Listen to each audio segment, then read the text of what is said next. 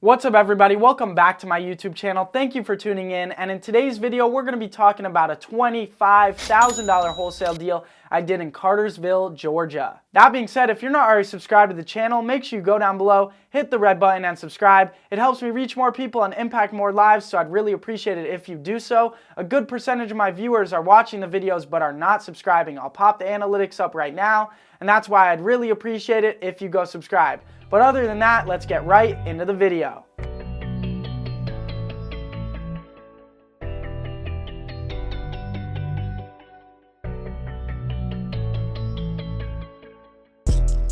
So that's right, today we're going to be talking about a $25,000 wholesale deal I did in Georgia. This was a wholesale deal on a duplex. So this was multifamily, which is a lot different than dealing with single family wholesale deals. It's a lot harder to sell them because there's not as many buyers out there that want to buy multifamily. So first, let's talk about what marketing I did in order to get this deal. I did cold calling marketing. The cold callers I use are from thecallgenius.com. There's a link in the description for this as well.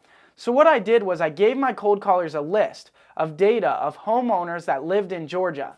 I got this data from Cole Realty Resource. There's a link in the description for the same data source. So once my cold callers started calling that data, they started passing me leads of motivated sellers that were interested in an offer for their property in Georgia. And those leads would come through to me and my team in the office, my sales team. And we got this lead that came in from Georgia, and me and my team started calling it, right? And we found out that they would be willing to take a reasonable price for this duplex. And so the next thing we did was we wanted to pull out the condition of the property and the reason they wanted to sell. So we found out the reason they wanted to sell was because they were a tired landlord. It was a tired landlord situation. They had been running the property for a long time and they weren't the best landlord, and they always had vacancies, right, and bad tenants, and they were just fed up with dealing with renting the property. And we understood where they were coming from because this duplex was not in the best area at all. So they were going to get lower class tenants that weren't going to be the best. And so we understood why they were tired of renting it.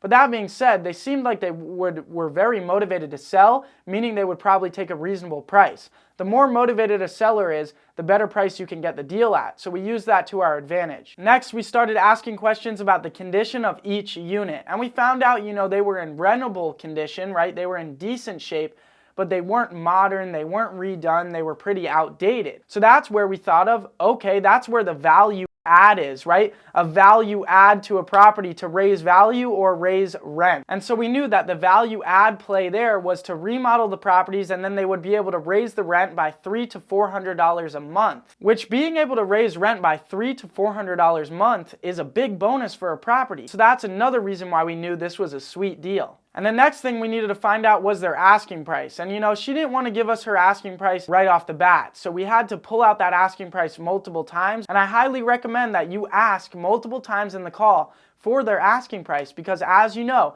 the first person to give a number loses. But finally, we were able to pull out her asking price, and she said that she wanted $180,000 for the property. And like I always say, there's a price that somebody wants, but there's a price that somebody would be content with taking. And in a negotiation, both parties need to walk away content for it to be a good negotiation. If one party walks away happy, or if both parties walk away happy, that normally never happens. Or if one party walks away happy, that means it wasn't a good negotiation. You didn't negotiate well. So in a key negotiation, both parties need to walk away content. And so we knew that there would be a price that she would be content with, and so we started negotiating. We told her, that we're not going to be able to get market value rent, the highest rent in the area, due to the properties being outdated, and that we were going to have to go in there and put like $20,000 to $40,000 into the units in order to be able to get that high rent. And so we told her, that you're pretty much asking retail at $180,000 and the property needs some work. And so we're going to be lower. We're going to be around $150,000. So we hit her with that $30,000 decrease, and we waited to see what she would say. And she was pretty cool with the $150,000 because she wasn't instantly like, no, no, no, and hung up the phone on us. She started lowering her price. She was like, what do you think about $170,000? And this is always great when a seller will go back and forth in a negotiation, because that's what you got to do.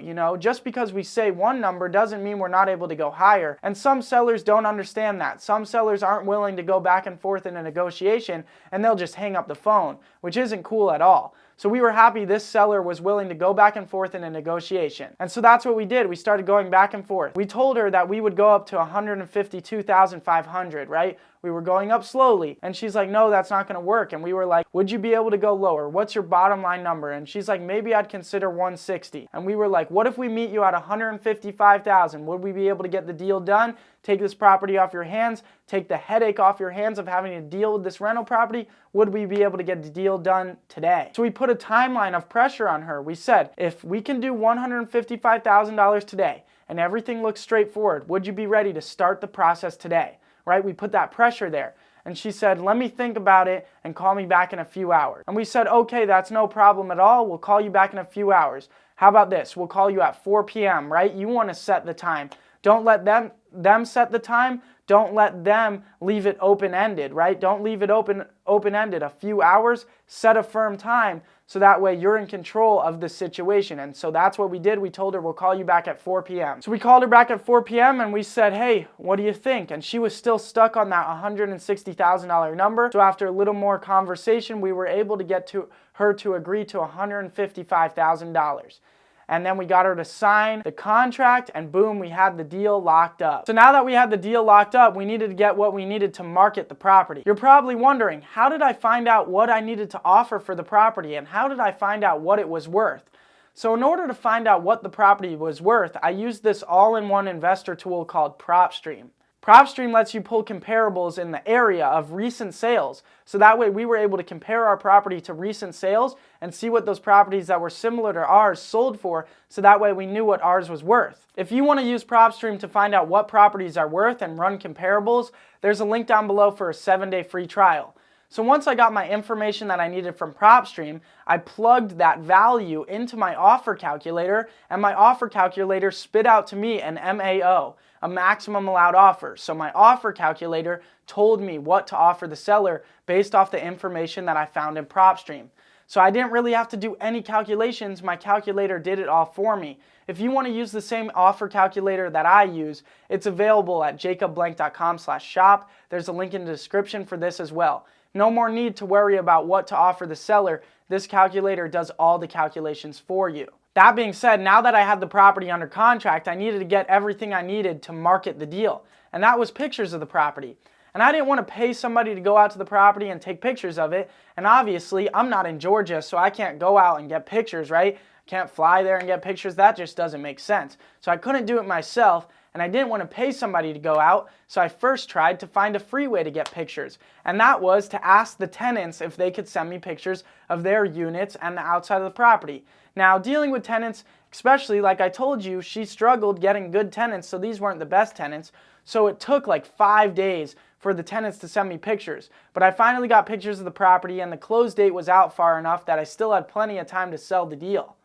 So now that I had pictures, I started sending the deal out to all my buyers in Georgia. And this deal was hard to sell because I don't have that many multifamily buyers out in Georgia yet. So I partnered up with my buddy that owns a big wholesale company out in Georgia, and he had a bunch of multifamily buyers. And so I gave him a small cut of the deal to sell it. And he found a guy that would buy the deal for a very good price. He found a buyer that would buy the deal for $183,000. So at $183,000, there was a good amount of profit there to be made. There was $28,000 of profit. And I told my partner, this company, I said, hey, I'll give you $3,000. Let me net 180. Let me make 180. And that's what we did. So then I sent an assignment to my partner company, and then that company sent an assignment to the end buyer. And then boom, we had the deal sold. We sent the assignment contracts to title, and then we went along the transaction process. Real quick, if you want to use me and my team to help you sell your deals and use my network and my cash buyers to sell your deals for maximum profit, start submitting your deals to me and my team at jacobblank.com/dispo. And me and my team will personally help you sell your deals for maximum profit. So now that we were going along the transaction process, there wasn't much else to do with the deal. We just had to wait for the close. And this transaction went pretty smooth, and we got to the day of closing. Buyer wired their money, buyer signed closing docs, seller signed closing docs, and boom, the deal closed. There we go, another amazing wholesale deal, and this one was in Georgia. I know a lot of my videos are about Arizona deals, but this year we've been doing a ton of deals in Georgia and Arizona, and I like both of those markets a lot. I hope this video was helpful to you to give you some insight on how these wholesale deals take place. So if you liked the video, make sure to go down below, hit the like button, and also while you're there, click the red button and subscribe to the channel. But other than that, I'll see you guys on the next video. Thank you so much for watching. Peace.